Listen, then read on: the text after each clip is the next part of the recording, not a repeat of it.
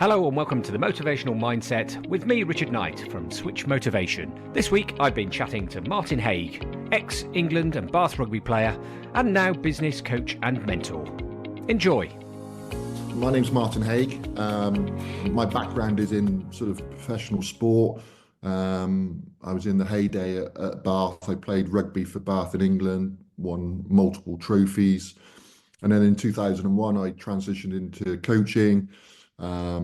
As assistant coach, academy coaches, head coach, mentoring players, developing winning teams. And now I'm sort of using that experience to help people sort of grow and thrive both in sport and in businesses. So I help teams and leaders reach high performance, set great cultures.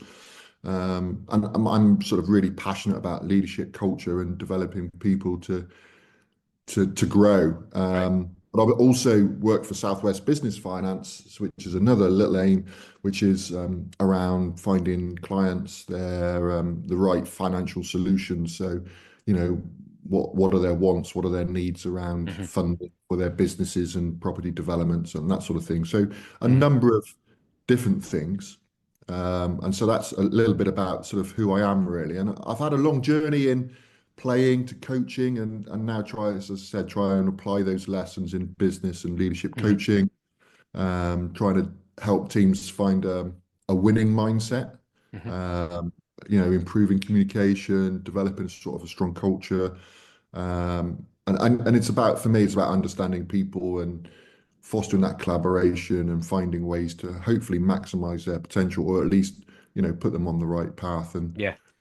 Your other question was around sort of why do I do what I do? And through my experiences, I just love working with people. I have a sort of passion for development, seeing people grow and thrive, and sort of rugby's taught me, some good values around teamwork, leadership, resilience, and for me, it's about sort of helping individuals and teams sort of to unlock some of those things. I love learning and sharing experiences and seeing the impact that our conversations can have on people. Yeah. So I do it for the passion.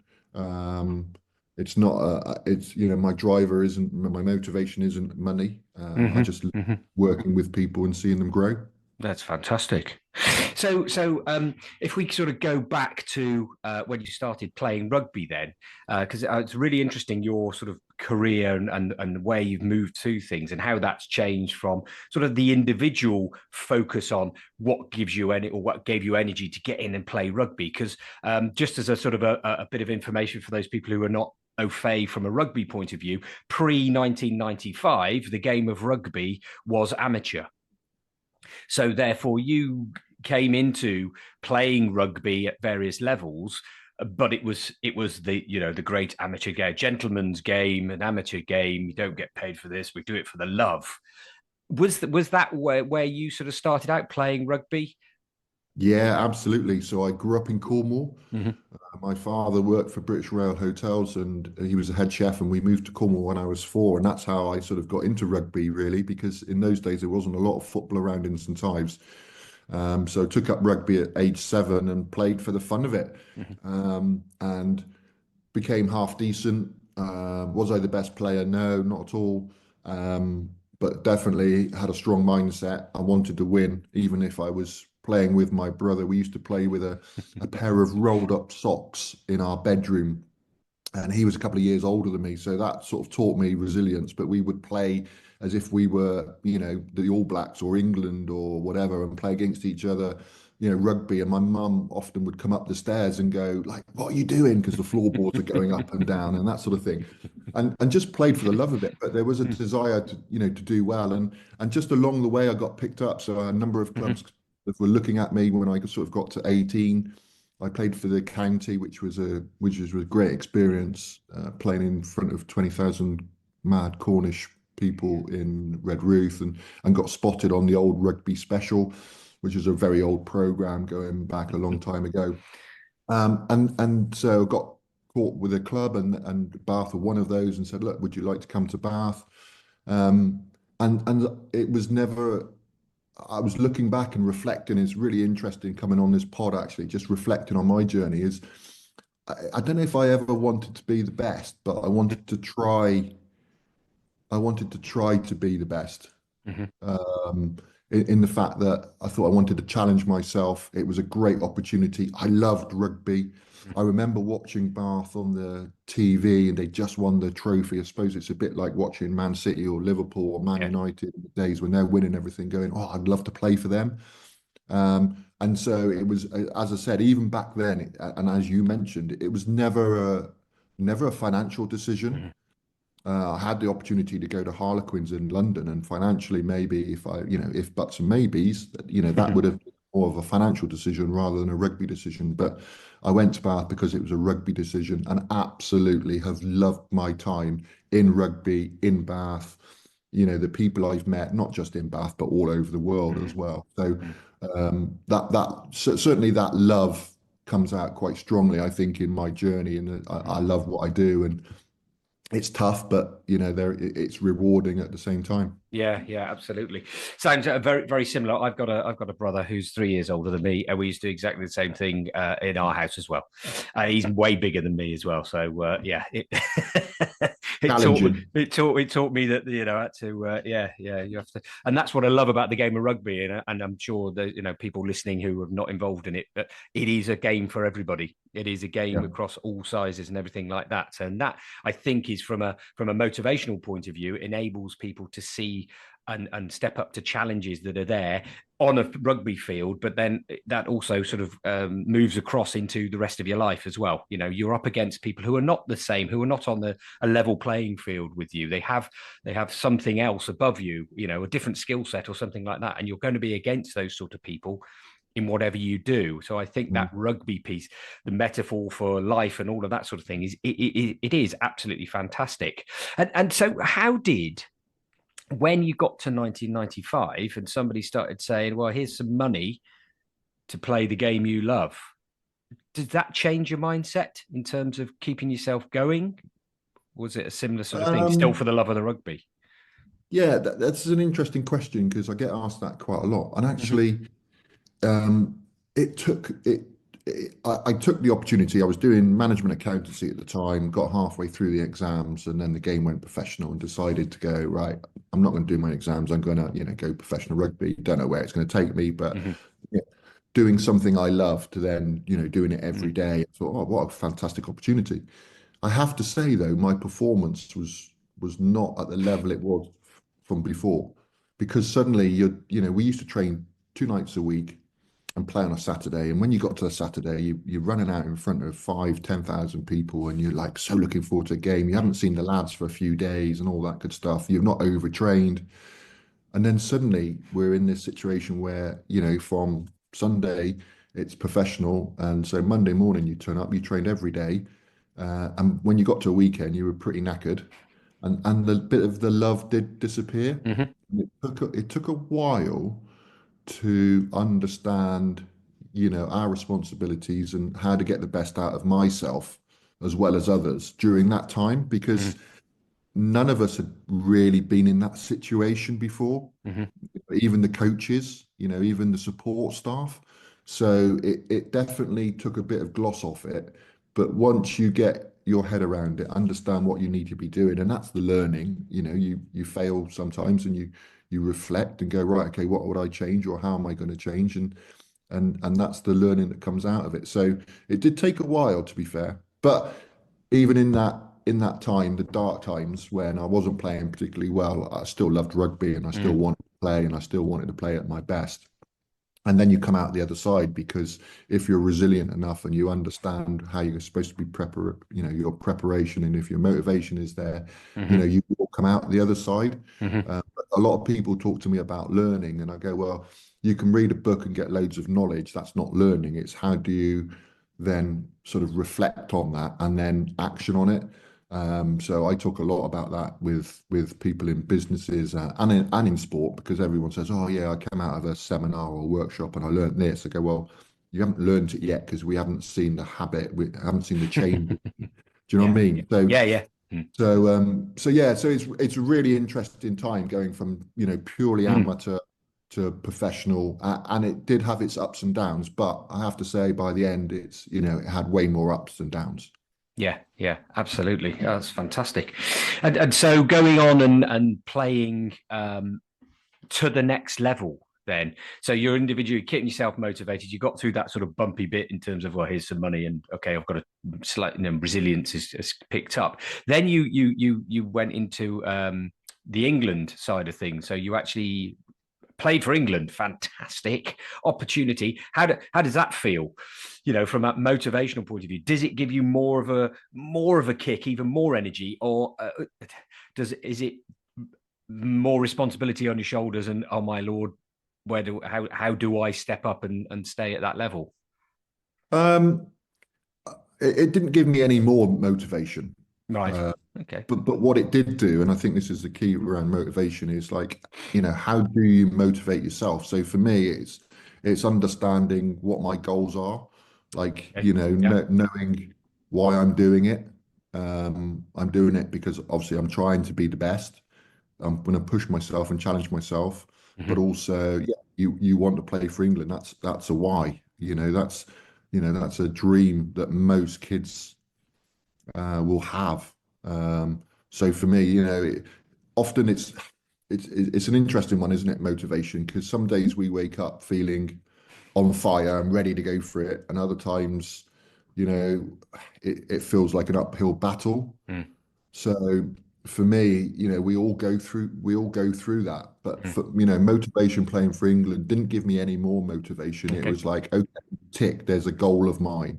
I wanted to play for England, I've ticked it. But the motivation was then about, okay, so what can I do next? Hmm. And that, for me personally, the clear goals, the why, that was important to me. The learning, staying curious, engaging, what's going to happen after I've played for England, Mm.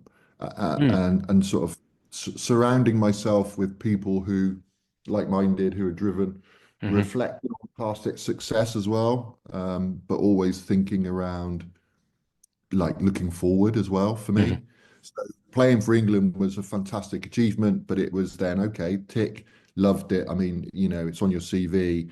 But I also was, I mean, extremely proud, to do that. But I was also extremely proud to play sort of 300 games and win 12 trophies for Bath, because it was that was your sort of bread and butter. That was the people that you lived with and worked with and had beers with more often.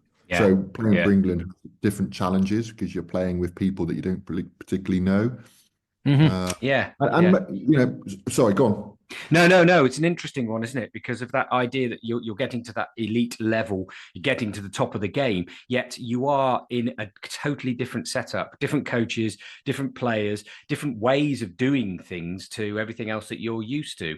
So that from a being able to fit in point of view, um, do you think that were there people within that who did that change from club to England who didn't cope with that transition because of that Um, change?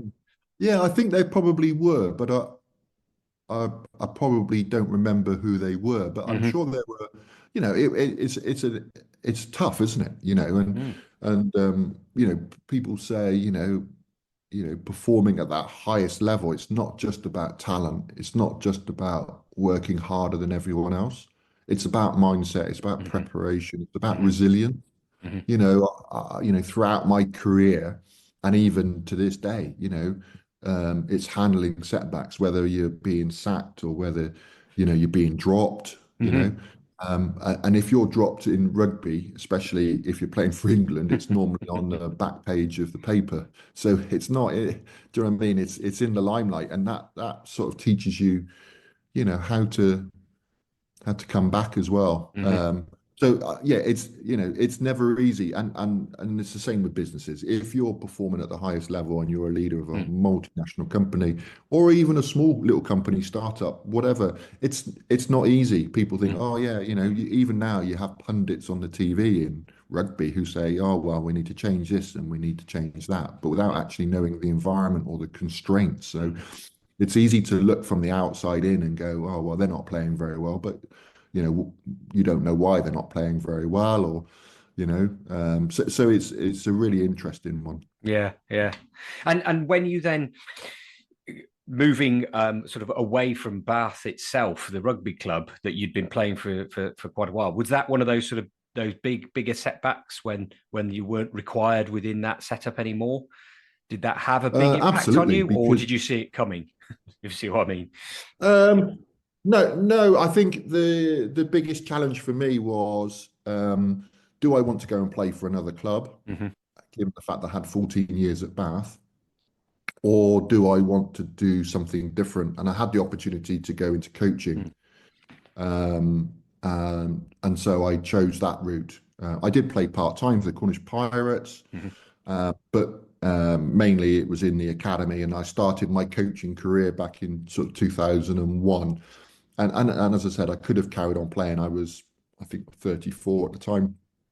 I might even be less, 33. Hmm. So I could have carried on playing another couple of years, but actually felt no, the time was right. And Hmm. often it's about timing. It's a feel. You're thinking, right, okay, what's next? So for me, it was the right time to leave. Bath didn't want to renew my contract. If they Hmm. had wanted to, I probably would have stayed. Hmm. But I'm glad I did, because, in hindsight, you always look back and reflect. It was a good time to get into coaching. And Hmm. as I said, I've been lucky on my journey that I've been coaching since 2001. Mm, yeah. And so moving on to that coaching side of things, you've mentioned previously around keeping your self motivation, keeping yourself the energy level up. How do you then go from that, keep focusing on yourself, to then having 15, 20, 30 players, or across and multiple teams, to actually get them in the right place? How much is it down to a coaching setup, and how much is it still around the individuals being there and being at the right place? I think they go hand in hand. Hmm. Uh, I don't think you can work one without the other.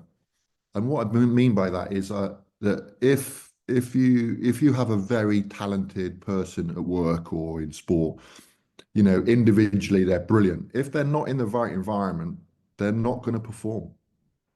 So when you go into coaching, for me, it's saying, right, what are the key things that we need to sort of really look at that's going to make this team the best, given the individuals that we have, and how do we make them as a team? Because actually, it's the sum of all parts makes us stronger rather than just the one individual. Hmm. So for me as a coach, it's thinking around sort of purpose and meaning. So, what are we trying to do? What's our vision? And sort of sharing that with the team, and getting them to come up with it as well, Hmm. so that it's not just one way. And then, it's about, sometimes it's about just not game. It's not just about game day. It's about something bigger. You often hear the All Blacks around, leaving the shirt in a better place, whichever Hmm. way you want to look at it and phrase it. But it's the same thing. It means the same thing. It's like, what are we going after? What's our purpose? What's our vision? Where do we, what, if anything were possible, where do we want to be? Hmm. And getting that buy-in from the players and the Hmm. staff and the club and the organization. So for me, it's that's one thing. The second thing is around the environment and the people. Hmm. We need to create an environment where people can grow and thrive. And I think that's really important. I think if you have a toxic environment, it's like having an orange in a fruit bowl. If one orange starts going off, it affects all the other oranges. And so it's really important that you as a coach or a leader, you create that environment that people can grow and thrive and can perform. So it's making sure that that happens, and having good people. You got to surround yourself. In my playing days, I had fantastic teammates, I had Hmm. fantastic coaches, but they also held me accountable as Hmm. well to my performance. Hello, hope you're enjoying this episode. When you've finished, why not subscribe to the Motivational Mindset Podcast to learn more about motivation in business and beyond? Thanks. Now, back to the podcast. So, surrounding yourself with people with high expectations, and standards that will push yourself. I think is what you're sort of needing to do, and then it's building momentum. So, sometimes the hardest thing to do is to start. But once you sort of make that small progress, that sort of fuels the motivation a little bit. Hmm. Hmm. So, a rugby team, doesn't just win one game. It's saying, okay, well, let's win the small battles. If it's a tackle, it's a pass, it's a try. And then let's see if we can replicate that the following week. And if we don't, we'll learn from it and move on. And, that's the thing about rugby, that that motivation is immediate, because you get immediate feedback, from a physical point of view, but also from a scoreboard point of view, whereas maybe businesses are more sort of a longer term thing. Mm. So those are sort of three areas what I think are really important. If Okay. you're taking that individual motivation and then going into a team motivation and going, right, okay, it is different. Interesting enough, I saw an article, I think it was yesterday or day before, from Andy Farrell. People don't know he coaches Ireland. He's now British Lions head coach. And they were talking about his transition from assistant coach to head coach. And I think he said something like, yeah, well, only 20% of what I did as an assistant coach is relevant to what I do now. So he's having Mm. to learn new skills and learn new ways of doing things that Hmm. he had to do before. And I think that's the thing when you're a player and you have that individual motivation. It's quite selfish. You Hmm. look at some of the best sports people in the world, especially I was listening to something in cycling yesterday from one of the head coaches there, who said, the top people in cycling are quite selfish, not from a personal point of view, but just because they want to be the best and they do everything that they possibly can. But it's our job as leaders, as coaches, to say, right, okay, well, how do we help that environment? How do we help them grow and achieve what they want to achieve? Hmm. Yeah, yeah. It's a complex setup, and I think that's a really interesting one about moving from assistant coach to coach, which is quite relevant across businesses in general as well. Is when you're promoting people and moving people around within a business, based on a performance that they've done in a certain role, Mm. then, and I'm talking sort of around management, and I've seen it quite a bit. My background, ex pharmaceutical land, where lots of successful salespeople found themselves managing teams because, hey, you're really good at selling, right? Do you want to manage this team then? And there's that assumption that, oh well, what you're doing in that role, it will absolutely be fitting in the management role, and you'll be able to motivate people and get them into the right place. And so many times that falls down because they are unaware that they need that different skill set. Being a bit naive, we're going through, but a lot of businesses still don't understand that need to your point earlier on, read this book and learn something, but actually I haven't learned it because my behavior is still the same. I'm still a salesperson in my head. I'm not a manager.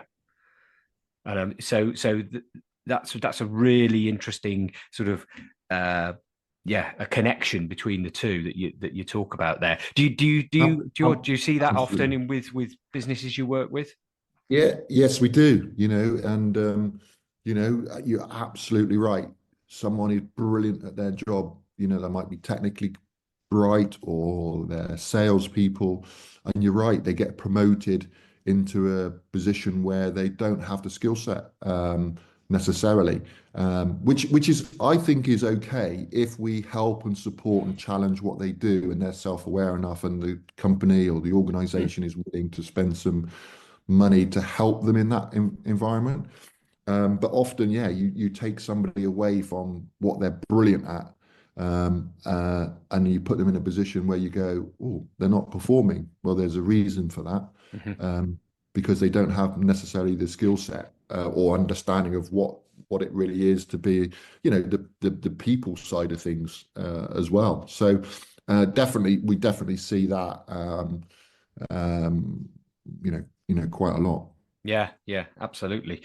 So moving on from the sort of the rugby playing days then and the coaching side of things. So when did you sort of stop working within the rugby world in terms of coaching, or are you still involved? No, through my career since 2001, I've coached at various places. I've Mhm. been sacked probably three times.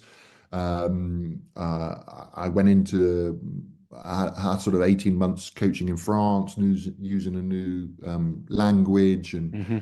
a new way of doing things and testing myself and challenging myself. And then came back in 2018 stroke 19. And that's when Hmm. I started working with businesses Okay. and individuals and sort of using some of the crossover, if you like, and coaching expertise, or not expertise because I'm not an expert coach, that's the wrong word, but coaching experiences Hmm. uh, to help and people, as I say, people grow and organisations grow and change and look at high performance as well. Hmm. Hmm. From that sort of business aspect, having been in sort of from pre-COVID through the COVID piece and now going forward, are there certain things that you're seeing in terms of those from a motivational point of view, the motivators for businesses? Do you see it changing? Are they still the same? Are they operating in old school ways, or are businesses starting to understand a little bit more about that power of leadership and the sort of the human piece around business? Yes and no, Hmm. which is sitting on the fence because there are businesses that are very forward thinking who are thinking, right, we need to work on our people, we need to improve, we want to grow as an organization, we want to earn more profit, we want to look after our people, all that good stuff. But there are other companies who, profit is probably the main driver Mm. and maybe not open to coaching or development, or understanding their culture. Mm. So Mm. I think it's a bit of both. I think there are companies who are investing and looking at doing stuff, but there are also companies, there's thousands of companies out there who are doing brilliantly on their own, don't need help. But going back to rugby, we for many years at Bath were the best team, Mm. and I, very privileged to play in that team. But every year we would look at ways of how we could improve and how we would get better. Hmm. And I think that's the challenge. Talking to a company not so long ago, they're sort of top of their tree. They're going like, really, this is where we're at. We're doing great, but how do we sustain that? How do we continue to be great? What can we learn off now that we can take forward, and what are the little things that will make us even better? And I think Hmm. that's, in sport and certainly in my playing days and coaching days, that was what we were trying to do, always trying to be better, trying to improve. And I Hmm. think, there are, lots of companies out there that are doing brilliantly, that do want to improve, that do Mm. want to do better. And there's some that just maybe don't know that they need help. And is that something we can do as coaches and mentors and sort of people to help people understand that, or is there? Do you see it being the business leaders? They have to get to that point themselves and have that realization that they need assistance, that they need somebody else to give them some support. Yeah, it's an interesting question because often I get asked, do you get called in when people aren't doing well or it's not going very well? And I actually think, well, no, actually not all the time. No, Mm-hmm. we work with companies who are doing really well but want to go to that next level. Right. But I do think it's the self-awareness piece from the Mm-hmm. leaders around, their teamwork, their skill set as well as leaders. Great, some leaders are great at some things and maybe not so good at the people Mm-hmm. piece. So how do you bring that together? And as we know, like, HR these days is incredibly difficult. So, some companies might have a small HR department that are having to deal with recruitment, that are having to deal with grievances, maybe don't have the time for the learning and development Mm. piece. So I think it is very much on the leader and the manager at the time to sort of think about where do they want to go, Yeah. uh, and how they're going to get there, and then what are the steps that are going to enable that to happen. And so around that as well, actually, interesting point that we were talking about prior to having this chat around a people conference that I went to yesterday, and there was lots of talk from HR, from recruitment around Generation Z. And I use the word Z because I just find it annoying for everybody. It is obviously Z because we're all English, but anyway, there we go. Generation Z. Do you see a difference in terms of working with organisations when you have the younger workforce coming through? Is that changing the way things are being perceived, the way the leadership and the motivation comes in? Are there, and again, it's not purely around money and things, but people talk a lot around Generation Z being much more open for an overall experience and wanting to live life, live to, was it work to live, not live to work? That sort of old adage. Is that something that you see at all across your work? Um, yes, definitely, and I think I've seen it in sport as well, working with lots of young people that are gradually over the years, the way of how we used to coach 20 years ago is Mm, different to how we coach now, and I think part of that is to do with how they're taught in schools. okay. I remember my school days, I was probably told to read a book, make some notes, or copy off the blackboard. And I remember copying off the blackboard a lot.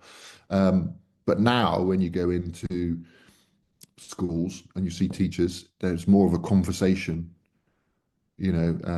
so I think definitely they're learning different ways of doing things, and I think that's reflected in the business as well, and that's okay, and I think Mm, that's really important. We if we all did the same thing, we'd all be the same, and we wouldn't grow, and we wouldn't challenge each other, and we wouldn't learn. So, mhm, I'm a great believer in the fact that actually we need to get to know people. So getting to know people, what are their hopes? What are their aspirations? What do they want to achieve? Where do they want to be in 6 months? Where do they want to be in 5 years? Now, often people can't answer that question, but some people do. Like me, I had a dream. I wanted to play for England. mhm, That was the vision, whether I achieved it or not, who knows? But I mhm, did in the end. mhm, But I think that's the important thing, with people that we work with colleagues, we need to get to know them. We need to get to know, what they're about, what they want to achieve, because that gives us a much better understanding of, how do we develop these people? What roles are good for them? Where do they want to be? Is working from home good for them? mm, Yeah, actually, no, they're actually more of a people person, so they need to come into the office. We need to find these things out mhm, before we can sort of make assumptions on everybody, because everybody's different. mhm, Even the current, young people coming through. Yes, we sort of banned them as this Gen Z or whatever mhm, the word is, or Gen V. I think that was the one before, wasn't it? So, we ban them in that. But actually, they're not all the same. They're not mm, all got the same drivers. They've not all got the same aspirations, and it's no different to sport. Is when you're coaching in sport, is you find out when you're recruiting somebody, is what is it that they can bring to our company or our team, but mhm, also what they want to achieve. So I mhm, think that it does provide challenges, because it's not one size fits all. It's not right, everybody's got to be doing this. I'm much more open to, okay, let's look at what it looks like for you as an individual, but mhm. let's look at what it looks like for us as a team as well, because Yeah, team is still really important. It's not individuals just working on their own, and individuals have to understand that as well. I think is that, yeah, you are super talented, you're hardworking, you're great at what you do, but also you do have to, not, I wouldn't say fit into the team, but you do have to be a team player. yeah, absolutely. I think it's an interesting one actually at the moment. If you're listening to this in whenever you're listening to this, we're in February 2025, and England rugby team have just beaten France a very close 26-25, which was rather a good weekend. But the Finn Smith, Marcus Smith sort of conversations going on there. It seems that's quite an interesting sort of correlation to what we're talking about there. They both going for the same position. They've both got a similar skill set: kick the ball, run with it, pass the ball. Where do you sit in terms of that one? What do Oh. you think? Where should they be playing? Well, it's a great question, because there's two things that come to mind. Is one is, as a coach or a leader, you got to decide sometimes on who's best. Mm-hmm. Um, so is Marcus Smith best, or is Finn Smith best? And so that's one challenge. But also, you're going to have people within your team, like those two, who Mm, are incredible rugby players, going, I don't care where they play. They just need to be on the field Mm. because they're creative. They make things happen. Hmm. They're great teammates. They've got a great skill set that we need. So therefore, you find positions for them. So that is something. Hmm. However, if I was to look at it from the outside, going right, okay, I understand Marcus Smith playing at 15, but who is our next world class number 15? Because Hmm. Marcus at 15, Hmm. he's doing a job, and maybe he's doing a job just in the interim, just like in business. We'll Yeah. say, look, we Hmm. know you're not a sales director, you're this, but actually we need somebody with your skill set just to Hmm. come in for a short term while we find somebody. Hmm. So I think that for me is like I would challenge who is the best. Sometimes you've got to say, right, well, it's Marcus, so Marcus plays. And Yeah. I remember a guy called Stuart Barnes. People may remember, probably won't, but A long time um, ago, that one. Yeah. long time ago. But I played with Stuart Barnes, Yeah. fantastic, talented fly half. He played Yeah. under Robert Drew. He sat on the bench for about, I don't know, 50 times, never really got on. Would he have ever played at fullback for England? Probably not, Mm. because there were people better at the time. But he was one who just sat there, but he knew his place within the team. He wanted to deliver. He was obviously disappointed when he wasn't playing. Um, but with England now, they've seemed to have found a place for Marcus to go, Hmm. right, for this game. And again, that's the other thing is for this game, we're going to Mm. play Marcus. It could be the next game that they play, they actually might go to somebody else, and Marcus might be back at 10. But as a leader, you have to make these decisions Yeah. and you have to back them. Yeah. Um, and as long as you can understand why you're making that decision and the rationale behind it, and sometimes it's a gut feeling. Yeah. I've just got a feeling about this. This is the right thing to do. Then do it, and Mm. then you can learn from it. And as long as you're happy to, if it doesn't go as well, you go sit down and go, okay, what would we have changed? And it could have gone a different way, and everybody on the weekend would have said, oh, we shouldn't have played Marcus at 15. So that's always Yeah. the case as well. Yeah, yeah, got to live with those decisions as well, haven't you? But base it on the data, base it on, as you say, your feeling as you're going through there. As we move towards the end of our conversation here, obviously you're working with businesses now.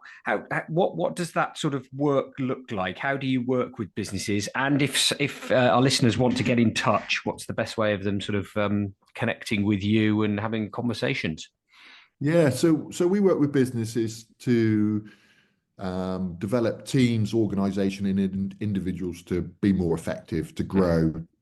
We talk about high performance environments because my background is much in high performance, but actually it's about performance in general. Mhm. It's about, how do we grow? How do we develop? So we work with companies developing teams predominantly, but we also do some one-on-one exec coaching as well. Mhm. And for me, that's quite important because often people will start with one-to-one exec coaching, but my thought process is, well, how does that fit within the team and how does that work? So we start with the team and we work with the individual and the organization and saying, look, where does the organization want to go? Where does this team want to go? What's going well, which is really really important to understand. Some of the things we don't celebrate success enough. Some Mhm. of the teams, both in sport and outside, it's always looking to be better, but actually that is a great motivator. If you are doing something well, okay, actually it's worthwhile. This is what we've achieved. This is great. And we often do that with companies and they go, wow, didn't realize we'd achieved so much this year or the last 6 months. But it's also around dynamics. So the behaviors. So we work with teams around behaviors. What's a team dynamic like? How do we get the best with form from each other? We use a tool called See Me, which is based on color and based on Mhm. behaviors to really get down to the individual. How do they like to get things done? How do they like to make decisions? How do they like to be communicated to? Because as I said, we're all different, and so how I might communicate it with you, Richard, might be completely different how I might communicate with my wife, for Mhm. instance, because you're different characters, you're different people. So it's very much around the team dynamics, and then what does that mean for the team? So we plot the team on a wheel and go, right, okay, well, look at us. Is this a good team? And we can ask questions. And for us, it's about facilitating Mhm. conversations. So that team dynamic, the behaviors, celebrating success. Where do we want to get to? So what does good look like? What does great look like over the next sort of 6 months? Where are we now? Where do we need to be? What do we need to do? So coming out with some actions. So we work with companies on I said to somebody the other day, it's not a sheep dip. It's not in and out. It's not necessarily just a motivational tool. Here you go, let's do a couple of hours and then go, great. And I've had examples of that where, people I know have had that, but it's great impact for 5 minutes, but nothing actually changes. So this is real world. This is about the organization. This is about the team. This is about where we want to get to. So we work with companies on those sorts of things. We drop in some tools, some one-page tools, very simple. There is a bit of theory, but for us, it's more around coaching to the point of practice. With a rugby team, we give them tactics and technical tips, but actually we go out on the field and practice, and then we come back and go, okay, so how do we get on? What do we need to improve? Did we say what we were going to do?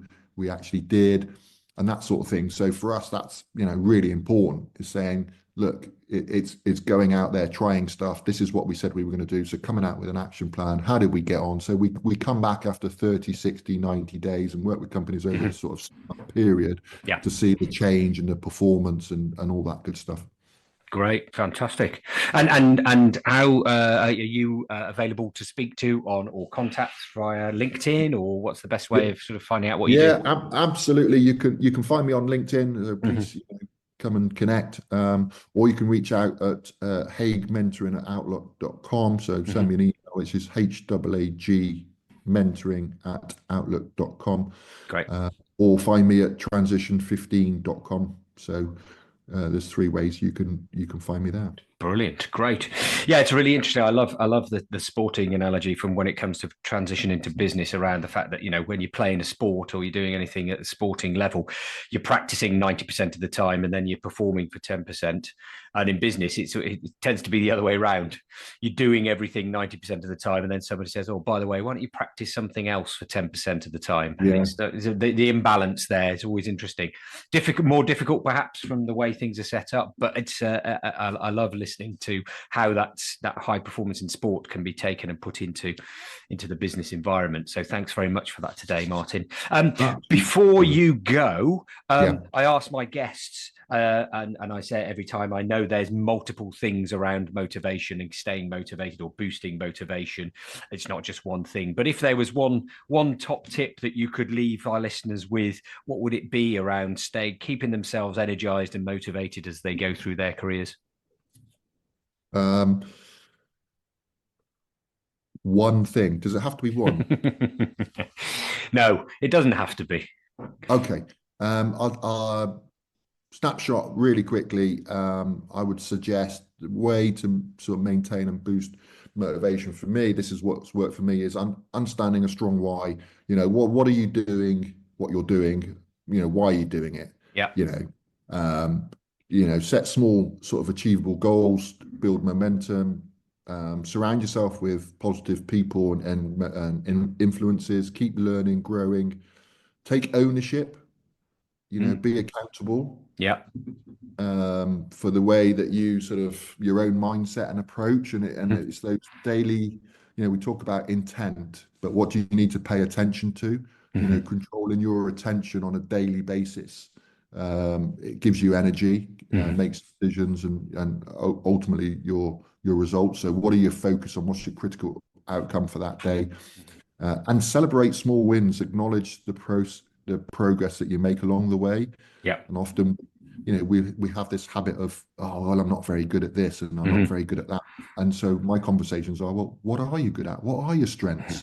And you just reframe that narrative rather than go into the negative all the time. So that for me, it would be the things that have worked for me. Not saying that it would work for anyone else, but that's just in my experience. No, that's fantastic. Thank you. As I say, ask all my guests that, and when I will collate all of those marvelous ideas together, and we can have a fantastic review of what really can make a difference to people and staying motivated out there. Keep that motivational mindset going. So, Martin, thanks ever so much for your time today. It's been an absolute pleasure to chat with you, and have a great rest of your day. Yeah, thanks, Richard. It's a pleasure, and thanks for having me on. And actually, I love these conversations because it makes me reflect as well. It stimulates, the questions that you ask. It stimulates my thinking, and sometimes you go, oh, yeah, that's right. And so it's great learning and opportunity for me to do the same. So thank you very much for having me. Thank you very much. This was a Switch Motivation production from Switch Performance Limited. Music by Dennis Kischuk from Pixabay, the Motivational Mindset Podcast. Download, listen, subscribe